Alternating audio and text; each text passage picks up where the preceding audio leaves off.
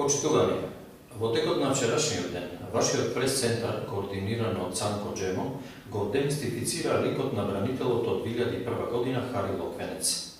Сами кажувате дека во тој период, како успешен профитер, плаќал милионски суми воен данок од неговите фирми. Да ве подсетиме, војниот данок беше 0,5%, па вие пресметете колку заработувал за да плаќа такви милионски суми. Ова се случувало додека вистинските бранители војуваа, а новите лицемерни бранители летуваа на грчките плажи. Во налетот на ниската и гнасна кампања на СДСМ, самите се заборавија кого веќе го критикуваа, па се скараа и меѓу себе. До вчерашниот ментор го разобличи профитерскиот лик на својот кандидат.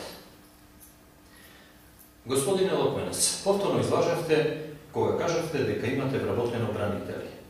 Ве молиме, кажете кои се тие и колку се, но вистината е јасна, не постојат такви.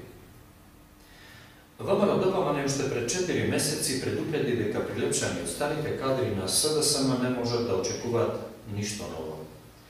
Се што можете да видите од нив е негативна, безидења и лицемерна кампања, без ниту еден конкретен предлог и проект.